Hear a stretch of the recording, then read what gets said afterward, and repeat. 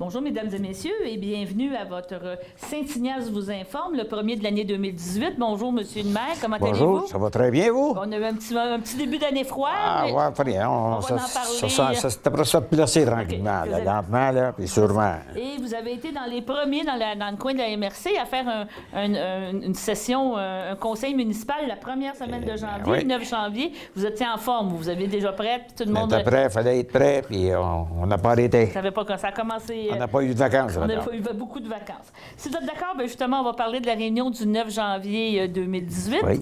Et à notre habitude, ne perdons pas nos bonnes habitudes, Non, nos faut pas les résolutions perdre. de l'année. On va parler justement des comptes à payer et de la liste là, des dépenses incompressibles Oui, et pour, voilà. pour Puis, 2017. il ne faut pas perdre notre bonne habitude pour C'est- informer les citoyens.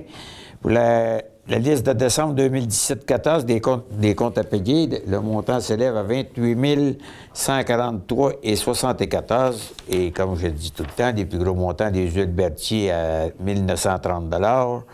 On a Agritex Berthierville à 4 082. Ça, il y a eu de la maintenance pour le John Deere.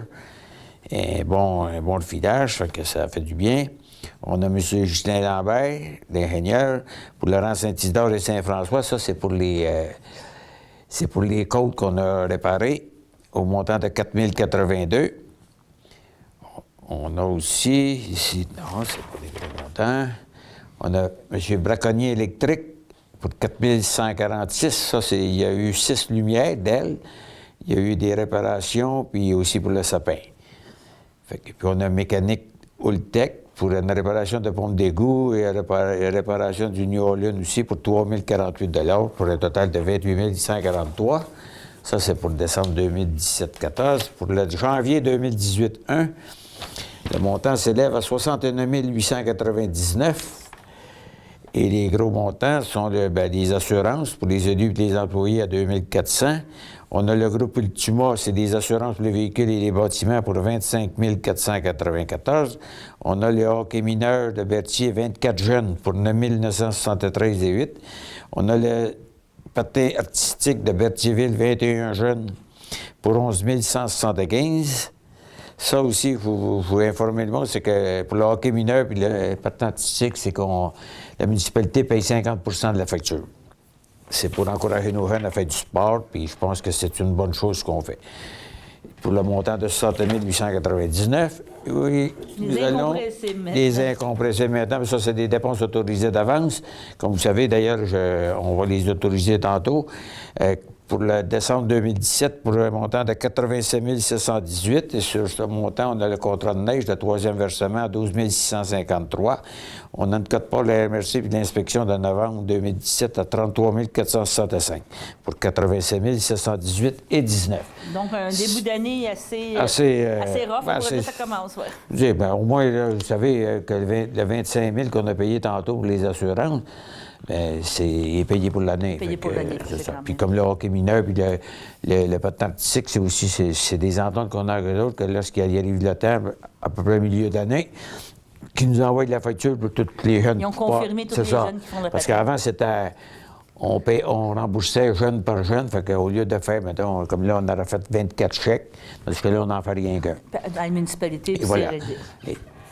Ah, ben c'est très Parce qu'autrement dit, les parents, quand ils vont payer pour le hockey mineur, ils payent la moitié de leur facture, Ouais. puis l'autre moitié est envoyée à la municipalité. Donc, ça, c'est réglé. Maintenant, on s'en va justement à la saison estivale déjà. Ça va Ben quand même oui, ça va vite, hein? Les camps de jour à Saint-Ignace de Loyola. Oui, ça pour le camp de jour, on a dans un peu. Ah oui, OK, le camp de jour, bien, c'est cette année, ça va être que les frais d'inscription pour le camp de jour Saint-Ignace de Loyola pour l'année 2018 seront au montant de 150 $ par famille.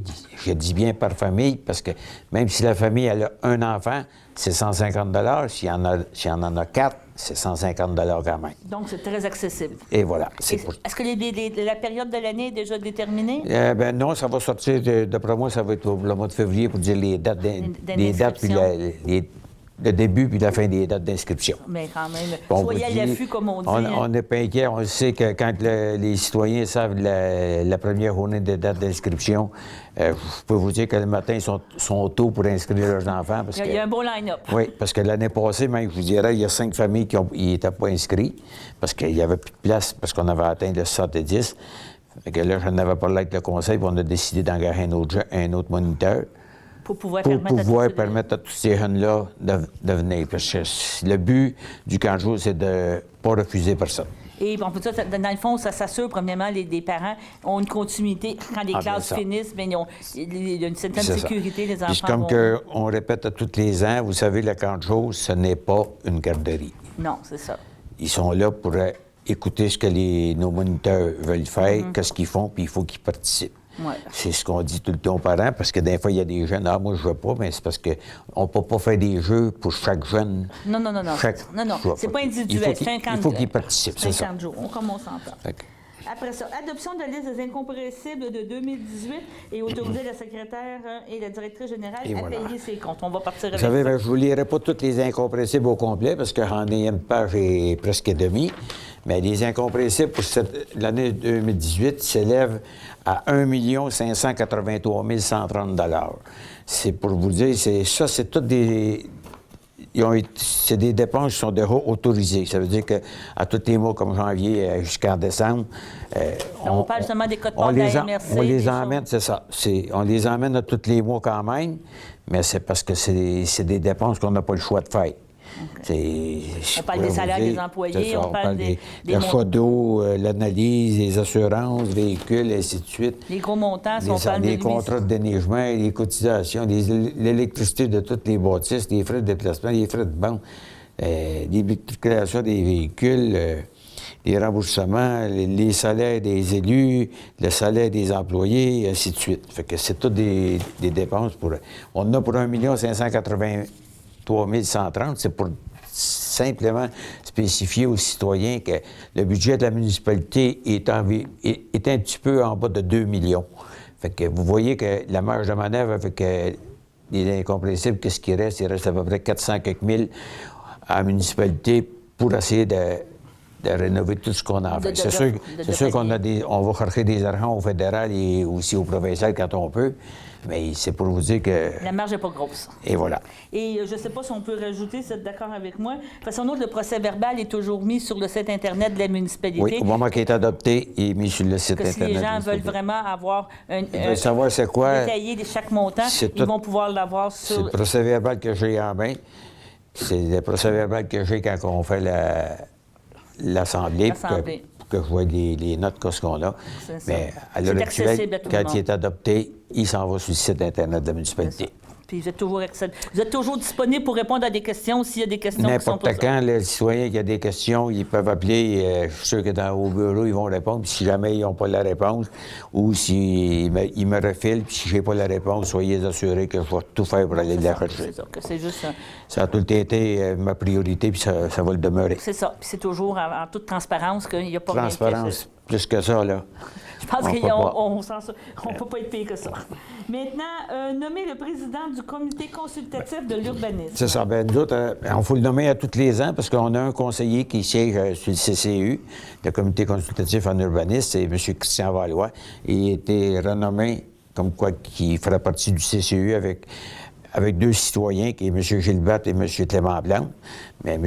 Christian Valois, c'est lui qui agit en tant que président du CCU. D'accord. Fait que là, il a été nommé, puis il a accepté son rôle. Puis on explique que le rôle du CCU, mais c'est quand il y a des dérogations qui sont demandées. Quand il y a des dérogations mineures qui sont demandées, c'est eux autres qui analysent la dérogation mineure. Ils vont sur les lieux, ils vont vérifier.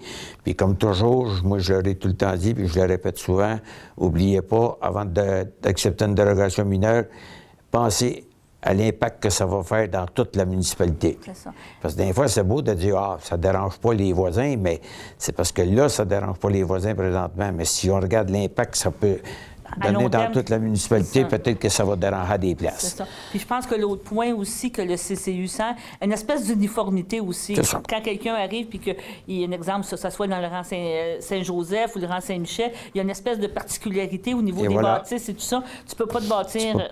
C'est plus difficile des fois d'accepter des modifications de maison mauve ou de maison rouge écarlate. Si ça ne fit pas dans le décor, bien Non, moi je pense qu'à date, ça va très bien parce que le comité, à l'heure actuelle, Je pense qu'on a refusé une demande de toutes les dérogations mineures qu'il y a eu. Mais c'est minime à comparer avec toutes les dérogations qu'on a eues. C'est ça. Puis, ils se réunissent environ combien de fois par mois ou à la demande? Pas par mois, mais il faut dire tout le temps, le comité consultatif est là pour faire des recommandations au conseil. C'est le conseil qui a tout le temps le dernier mot. En final, a toujours le dernier mot. Et voilà. Exactement. C'est pour ça que je vous dis, à l'heure actuelle, toutes les recommandations qui ont été faites au conseil ont été acceptées. Même celle qui était refusée par le CCU, elle a été refusée par le conseil aussi, sur recommandation du CCU. OK. On va continuer avec surveillant de la patinoire et du chalet. Oui, parce qu'on a, attendez un peu, la date, oui, c'est vrai, on a engagé 2 personnes pour la patinoire. Vous savez, M. Pierre Latour, qui est là pour 25 heures semaine, et M. Christian Cœur-Joli, lui, qui est là pour 15 heures semaine. C'est eux autres qui font la surveillance de la patinoire et ainsi du chalet. Et il s'occupe de ça, parce que M. Latour, il est là toute la semaine, tandis que M. Cœur-Joli commence le vendredi, il fait le samedi et le dimanche. Okay. Il fait 15 heures en 3 jours. Ils font de surveillance, l'entretien aussi de la patinoire? Oui, c'est eux autres qui arrosent, c'est eux autres qui déblayent, c'est eux autres qui vérifient le chalet pour qu'il ne se passe rien dedans. C'est ça. Puis si on rappelle les heures, si vous êtes d'accord avec moi tout de suite, oui, j'ai tout ça ici. 18h30 à 21h le lundi. Vous avez de 19h à 22h le mardi. C'est des ligues de hockey qui sont là. 19h à 21h, il y a encore des ligues de hockey le jeudi. Et 19h à 20h, il y a encore des ligues de hockey. C'est quand même très populaire. Je peux vous dire, la patinoire est occupée 7 jours par semaine. C'est ça. Puis il y a l'autre patinoire à côté qui est toujours pour le patinoire. Qui est sur le terrain, qui est pour le patinoire libre, où j'ai des jeunes qui veulent jouer au hockey peuvent jouer. Aussi, dites-vous, les fins de semaine, c'est la même chose. Je pense que c'est ouvert de 1h à aller c'est sûr qu'il y a de 1h à 5h, puis après ça, tout bien de 7h à 8, 9h, 10h peut-être. Donc, c'est le temps d'en profiter. On annonce une belle fin de semaine qu'on en profite. Oui, profitez-en. Puis c'est sûr et certain qu'on a eu, je sais qu'il y a eu des choses, là, la patinoire, c'est sûr qu'on avait un petit redout une journée, mais la patinoire, le lendemain, ça a gelé beaucoup. Elle n'était pas parfaite, dans le fond, la patinoire. Mais là, depuis le temps qu'il arrose, là, il réussit à la remettre en état. Il devrait l'avoir remis en état. OK. Avant de passer à la pause, on va aller à appui du projet du Club Quad des randonneurs. Moi, ça, c'est le Club Quad, c'est des 4 roues, comme on dit, nous autres, dans notre langage. Les 4 roues, c'est que les 4 roues sont obligés de passer sur le pont pour s'en aller, s'ils veulent aller prendre le bateau, de faire de mince. Puis, à l'heure actuelle, moi, j'ai eu une demande des appuyer puis de demander à la Sûreté du Québec de les laisser faire parce que je sais qu'il y en a qui ont eu des contraventions parce qu'ils avaient passé sur le pont et qu'ils n'avaient pas le droit. Mais vous savez que la piste de skidoo puis le quad, ça ne marche pas ensemble. Là. C'est pas les mêmes tracés. C'est pas les mêmes tracés, mais moi, je me dis, il faudrait peut-être qu'ils essayent de trouver un terrain d'entente. Et là, c'est sûr certain que pour des terrains privés, pour aller passer à des places, que ce soit en skidoo ou en 4 roues, il y en a de moins en moins qui veulent qu'ils passent sur leur terrain. Fait qu'à ce moment-là, on a demandé à la Sûreté du Québec une dérogation. De laisser aller parce qu'il n'y a vraiment pas de place pour passer. Puis en plus, quand les rivières ne sont pas gelées, bien c'est ça. C'est ça. Bien, en plus, c'est ça. Il faut qu'ils traversent. Puis c'est un sport que le monde aime. Puis je pense que c'est un sport qui rapporte beaucoup au Québec. Puis ça l'amène le tourisme, ainsi de suite. Fait que je pense que tout ça s'est arrangé, je l'espère. Je n'ai pas eu, donc, j'ai pas eu d'écho négatif. Fait que donc, je crois que tout s'est arrangé. D'accord. On va aller à la première pause. Puis, en revenant, bien, on a un sujet très intéressant qui va être justement les contrats de secrétaire et directrice adjointe et tout ça à la municipalité. Et voilà. Merci, madame, et bonne fin de journée. Moi, je travaille en français. Dans mon dépannage, je travaille en français. Au Québec, on travaille en français. Un message d'Impératif français. Nous sommes de retour avec M. Jean-Luc Barthe pour parler justement de la réunion du Conseil de Saint-Ignace de Loyola du 9 janvier. Et un point qui est très intéressant, le contrat de la secrétaire trésorière adjointe, de la directrice adjointe et de la directrice générale. C'est bien ça? Oui, on a adopté son contrat le 8 janvier, le 9 janvier 2018. Et je m'en excuse, j'ai oublié de faire la lecture du contrat en assemblée, mais je vais me reprendre au mois de février parce que je veux que le monde voie ce que la transparence. C'est ça, la transparence aussi, ce que la municipalité a signé à négocier avec notre directrice générale adjointe. C'est le conseil municipal de Saint-Ignace de Loyola, si après nommé le conseil, est représenté par son maire, M. Jean-Luc Batte, et le maire suppléant, M. Christian Valois. Et la secrétaire trésorière adjointe, directrice générale adjointe, si après nommé, Roxane Lemay, font la convention suivante. Le conseil engage Roxane Lemay à titre de secrétaire trésorière adjointe, directrice générale adjointe au sein de la municipalité de Saint-Ignace de Loyola, emploi qu'elle occupera à temps plein. La durée de cet engagement est une période de 24 mois en commençant le 1er jour de janvier 2018 pour se terminer le 31 décembre 2019. La secrétaire trésorière adjointe directrice générale adjointe recevra un traitement équivalent à 89,25 du salaire de la secrétaire trésorière adjointe directrice générale adjointe, soit 36 169,35 pour la période du 1er janvier 2018 au 31 décembre 2018, payable en tranches égales à toutes les semaines pour la dite période de 2018 et un traitement équivalent à 94,76 du salaire de la secrétaire trésorière adjointe directrice générale adjointe, soit 38 556 payable en tranches égales à chaque semaine pour l'année 2019, tel qu'il apparaît du tableau ci-dessus. En plus du traitement annuel mentionné à l'article qui précède, la secrétaire trésorière adjointe recevra en remplacement de la secrétaire trésorière directrice générale durant ses vacances un traitement équivalent à 80 du salaire de la secrétaire trésorière directrice générale, soit 308,76 pour la période du 1er janvier 2018 au 31 décembre 2018 et un traitement équivalent à 90 du salaire de la secrétaire trésorière directrice générale, soit 5 087,88 pour l'année 2019, tel qu'il apparaît du tableau ci-dessus. Ça, c'est lorsque la directrice générale adjointe va remplacer Mme Messier en tant que directrice générale. La semaine normale de travail sera de 35 heures réparties en 5 périodes de 7 heures. L'horaire normal étant de 9 heures à midi et de 1 heure à 5 heures, du lundi au vendredi inclusivement, ou 4 périodes de 8 heures et une période de 3 heures. Feront également partie de la semaine normale de travail les heures que la secrétaire trésorière adjointe directrice générale adjointe devra consacrer aux séances régulières lors du remplacement de la secrétaire trésorière directrice générale, même si les séances se font en dehors des heures prévues à l'article numéro 5. Les heures que la secrétaire trésorière adjointe devra consacrer aux séances extraordinaires et au comité de travail pourront être mises en banque et utilisées avant le 31 décembre de l'année en cours si elle est en remplacement de la secrétaire trésorière directrice générale ou si le conseil municipal l'oblige à assister à une séance.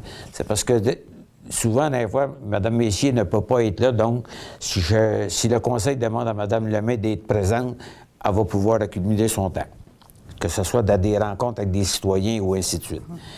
8. La secrétaire trésorière adjointe aura droit à 2 semaines de vacances par année en 2018 et 2019 payées par la municipalité. La secrétaire trésorière adjointe ne travaillera pas les jours qui seront désignés non ouvrables par la municipalité et elle sera rémunérée sur la base mentionnée dans la présente entente, même si ceux-ci surviennent au cours de la semaine normale de travail.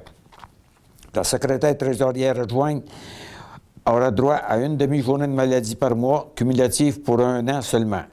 Ces journées ne sont pas monnayables. Au cas d'une maladie prolongée, après épuisement des jours de maladie alloués, elle profitera de l'assurance collective pour les employés municipaux.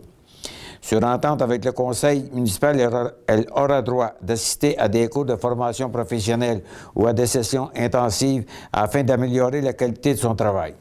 De plus, elle aura droit de s'absenter chaque année pour assister au congrès de l'Association des directeurs municipaux du Québec, les frais étant défrayés par la municipalité. La secrétaire trésorière adjointe devra rendre compte de son administration suivant la loi et aussi souvent que le conseil l'exigera. Elle devra également se conformer aux directives qui lui seront données par la résolution par le conseil, et ce, en autant qu'elles soient conformes à la loi. La secrétaire trésorière adjointe aura également droit au congé suivant sans perte de salaire. 3 jours dans le cas du décès de son conjoint, père, mère, frère, sœur, beau-père, belle-mère, ses enfants et petits-enfants. 1 jour dans le cas du décès de beau-frère, belle-sœur, neveu, nièce, oncle et tante. Ces journées excluent les fins de semaine et jours fériés. La secrétaire trésorière adjointe devra donner un préavis de 6 mois avant de quitter son emploi. Toute résolution concernant la semaine et les conditions de travail adoptées avant la date de ce contrat sont annulées par le présent contrat. C'était signé le 12 janvier 2018 par moi-même, M. Christian Vaulois et Mme Lemay. Et voici le contrat de Mme Lemay, puis je peux vous assurer que pour le personnel de bureau, je peux vous dire, on est là, je pense, avec eux autres pour beaucoup d'années. Puis, écoutez, on a trois jeunes qui sont dans le bureau, deux Mme Messier qui a à peu près 36 ans, 37 ans, Mme Bergeron à peu près le même âge, puis Mme Lemay qui a 21 ans. Fait que dites-vous, puis je vous dis, du service à Saint-Ignace dans le bureau, ils sont dévoués. Je peux vous le dire, moi, je les vois aller à tous les jours, là, puis je suis pas inquiète pour la municipalité. Ça va très bien. Bon, bien, c'est très bien. Franchement, félicitations. On va continuer avec avis de motion du règlement 487-218. Et c'est le même ici, projet de règlement pour remplacer le code d'éthique et de déontologie des élus municipaux. Et voilà, c'est ça. C'est le règlement, c'est l'avis de motion qui a été donné pour autant pour qu'on a fait pour la municipalité que pour les élus municipaux, qu'ils n'ont pas le choix d'avoir le même code d'éthique que... Okay. Et on va continuer justement avec la formation du code d'éthique, justement, comportement éthique. J'imagine qu'il y a une résolution pour que les nouveaux conseillers Les nouveaux conseillers, ils ont eu trois places pour aller. Bien, c'est le code d'éthique, on l'a tout dedans. Si vous voulez voir c'est quoi le code d'éthique, vous allez aller sur notre site Internet. Il est dans le procès-verbal. La formation des élus, je sais que le coût, c'est 245 $ plus taxes et qu'il faut qu'il soit suivi d'ici le printemps 2018. Les frais de déplacement de repas sont remboursés sur présentation des pièces justificatives. Je sais qu'il y en a eu un. Il y en a un, je pense, c'est dans le bout de Radun, dans ces coins-là. Puis il y en a un à un petit peu plus loin. Mais là, je sais qu'il y en a deux qui vont aller, je pense que c'est à Radun, ou à une place plus proche. Puis l'autre, il ne pouvait pas. Fait que, en tout cas, il faut qu'il y ait les suivre, c'est les trois cours qu'il y a là. Puis ils vont aller le suivre, ils n'ont pas le choix, c'est obligé par la loi. Excepté que tous ceux comme moi, puis les deux anciens, M. Christian Vaulois et M. Daniel Vaulois, vu qu'on a déjà suivi le cours, bien, nous autres, on n'est pas obligé de le suivre. C'est ça, on est exempté de ça. On va faire une dernière petite pause, puis on va continuer après ça, justement avec les dons, les varias, quelques petits sujets qu'on va parler. Parfait. Ici, je travaille en français. On travaille le revers maintenant. Moi, je travaille en français. Au Québec, on travaille en français. Un message d'impératif français. Donc, nous sommes de retour pour la dernière partie du Conseil. Premier point, c'était le point 18, contrôle des animaux de la municipalité. Donc, un petit peu d'ordre qu'on va mettre dans ça. Oui, on va mettre un petit peu d'ordre dans ça, parce que là, aujourd'hui, de la manière que ça marchait, là, si la personne a cherché sa médaille au mois de mars, elle la renouvelait qu'au mois de mars l'année d'ensuite, ou si une personne achetait un nouveau chien ou un nouveau chat au mois de juillet, elle revenait chercher sa médaille rien qu'au mois de juillet, l'année d'ensuite. Parce qu'on disait tout le temps c'est pour un an, mais là, on a statué, parce que c'est un free-for-all qu'on avait dans les choses, là, on n'avait presque plus de contrôle. Donc, dorénavant, les médailles vont se vendre à partir de cette année, du 1er janvier au 31 décembre de l'année en cours. Ça veut dire que comment est-ce que vous allez acheter un nouveau chien ou un nouveau chat au mois de juillet, bien, il va falloir que vous renouvelez votre médaille le 1er janvier de l'année suivante, comme en 2019. Okay. Ça va être la même chose pour ceux qui viennent chercher la médaille. Si on veut chercher la médaille au mois de mars, bien, on vous demande de venir en janvier, parce que c'est là qui va être les... Ça va être vraiment, ça va être vraiment l'année civile. Un an de l'année civile en cours, c'est ça. Maintenant, on s'en va au point don. Vous avez quelques dons qui ont été donnés. On a fait un don aux filles d'Isabelle pour le brunch à 50 $ à la Place aux Jeunes. Place aux Jeunes, oui, 180 $. Ça, c'est des montants que la Place aux Jeunes a demandé à toutes les municipalités. Ils ont détaillé selon les populations, ainsi de suite. Fait qu'ils mettaient des montants parce que autres, ça leur prend un financement de temps par année. Qu'ils nous avaient réparti ça. Fait avant, on donnait 100 ou 150. Fait que là, on donne 180. Le C2S Pierre de l'Estage, l'album des finissants, 2017-2018, 75 $. Puis M. Jean-Philippe Côté, on a fait un don de 200 $ parce que le jeune, il va représenter un pays, puis il s'en va faire vivre une expérience je pense qu'il y a beaucoup de monde qui aimerait faire. Il s'en va aux Nations Unies. Oh, c'est passionnant, oui. C'est ça, c'est impressionnant. Puis là, on le sait que cette chose-là coûte cher, puis là, il essaie de se ramasser. Il y a une partie qui est payée par son école, je pense qu'il est de 1 000 Mais c'est le coût de la vie là-bas et tout ça. Puis le 500 qui restait, bien, c'est lui, il faut qu'il le cherche. OK. Fait qu'il a envoyé une lettre à la municipalité, puis le conseil a décidé de faire un don de 200 parce qu'on sait que ce ne sera pas récurrent tous les ans. OK. Maintenant, on s'en va au Varia. On avait un premier point, le bisouteur. Là, le bisouteur, ça, c'est un outil qu'on va acheter pour nos cols bleus. Parce que lorsqu'ils coupent un tuyau, avant, on coupait ça avec une scie. Mais là, ça faisait toute la cochonnerie, puis ça rentrait des tuyaux, puis il fallait qu'ils nettoient tout le tuyau après. Puis tandis que ça, le bisouteur, ça coupe le tuyau, puis ça tire toutes les cochonneries qu'il en fait. Puis en plus, il nettoie lui-même l'intérieur du tuyau. J'imagine que ça l'évite des tests d'eau aussi par la suite. Ça l'évite beaucoup de choses. Puis ça l'évite que la personne qui est dans le trou, parce qu'il faut qu'il creuse quand on va pour l'eau, mais de monter en haut, d'aller chercher un outil et revenir. Tandis que là, il va tout le temps. Il va y savoir un courant d'en bas. Un courant d'en bas, il y a quelqu'un qui va lui passer tout de suite, puis il va plus loin faire sa job. Puis le montant, c'est pas un énormité. Ah, bien, voyez-vous, je n'ai même pas le montant, mais je pense que c'est une affaire comme 1 000 ou 1100 OK. On va tomber tout de suite à la borne électrique, parce que ça, c'est des demandes qui ont été faites. Là. Ça, c'est des demandes qui ont été faites durant l'Assemblée. On a dit qu'on était pour regarder ça, à voir aussi c'est quoi les subventions que l'Hydro-Québec donne. Puis, ou si jamais le Conseil décide d'en installer une, on va essayer de déterminer où est-ce qu'on pourrait l'installer. Un endroit stratégique, à l'heure actuelle, on pourrait dire, on a stationnement d'église ou stationnement des loisirs. Parce qu'on le sait que l'été, il y a beaucoup de cyclistes qui viennent, puis souvent, ils se stationnent à l'église ou aux loisirs. Fait que là, on va regarder un endroit stratégique pour qu'on puisse installer une si le conseil décide de le faire. Et on a parlé ici du coin Saint-Isidore 158. Ouais, bon, le déblayage des coins. Des coins, parce qu'on va demander aussi au dépanneur, parce que le dépanneur, c'est lui qui roule la neige, il pousse tout ça. C'est sur le terrain de la station-service, mais elle est toute sur le bord du chemin, donc, puis là, lui, il monte son haut. Fait que c'est sûr qu'au Saint-Isidore, quand il arrive, ils sont obligés de s'avancer un peu pour voir. C'est ça, c'est une question de sécurité, puis une question exactement. Et on va parler de 2 autres sujets, si vous êtes d'accord. Premièrement, il y a eu des félicitations faites à M. Alexandre Valois. Bien, il y a eu des félicitations parce que M. Alexandre Valois avait fait une réparation d'une fuite d'eau dans le rang Saint-Isidore à moins 32 degrés. Et puis, vous savez, quand ils font des fuites d'eau, pour essayer, quand ils arrivent au tuyau, il faut qu'ils trouvent la valve. Puis, pour trouver la valve, bien, il faut qu'ils se rentrent les mains nues jusqu'à peu près jusqu'au coude dans l'eau, puis à chercher. Fait que ça, on a trouvé ça. Aussi, bien, lorsqu'il y a eu l'accident à bord du bateau, bien, M. Valois, il a passé toute la journée au gros froid puis au vent, juste en face d'église pour détourner le trafic, autant les autos que les camions, pour les détourner parce que la traverse ne fonctionnait pas. Fait que c'est lui qui a fait ça. Non, c'est ça. Que je pense que ça valait la peine d'avoir des félicitations. Oui. Et si vous êtes d'accord, en terminant, ça a passé un petit peu sous silence dans le temps des fêtes. Mais il y a eu l'annonce officielle, je pense, de l'école, c'est ça? Oui, j'ai été à une conférence de presse à l'école polyvalente Barthélemy-Joliette. C'est M. Belrose qui est venu annoncer comme quoi que il y a eu d'autres montants à ailleurs, là, mais pour Saint-Ignace, c'est assuré. C'est une nouvelle école avec 4 classes et une relance pour un gymnase.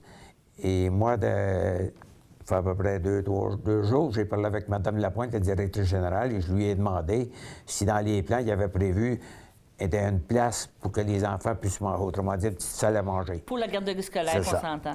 Là, ils m'ont dit que oui. Mais moi, puis là, on va faire la demande que lorsque les plans seront prêts, avant d'aller à un appel d'offres, on aimerait ça, nous autres, le conseil municipal, de les voir. Si c'est possible, naturellement, ça va être la commission scolaire.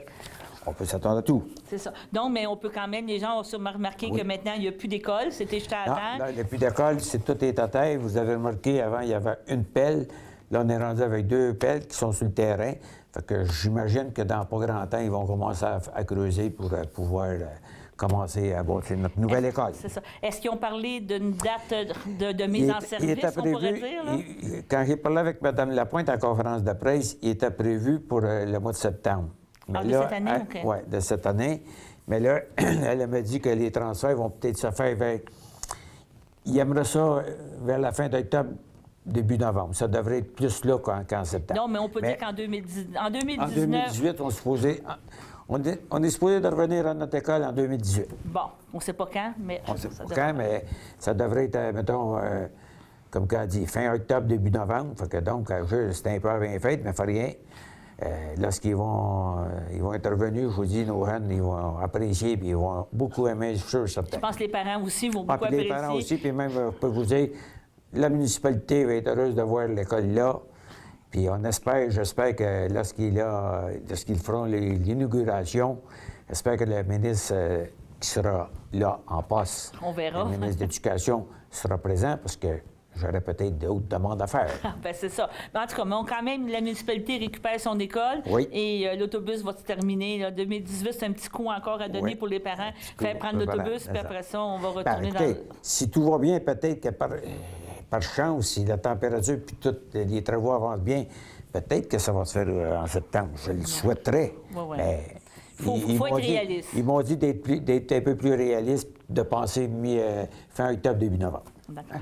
Bon, bien, je vous remercie beaucoup, M. Barthes, de votre plaisir. présence mensuelle. On se reparle en février. En février. Et on va recommencer à parler aussi de la course de canot qui devrait arriver en février. Oui, je pense que j'ai vu des dates. Le 24 fois. Hein? C'est ça. Qu'on va avoir d'autres activités en à même parler. temps, peut-être que l'école va commencer. C'est ça, on verra ça. Bon, bien, merci beaucoup. Bien, merci. Puis au mois prochain. Au mois prochain. Merci. Donc, c'était Daniel Yvon et Jean-Luc Barthes pour Saint-Ignace vous informe. Merci. Merci.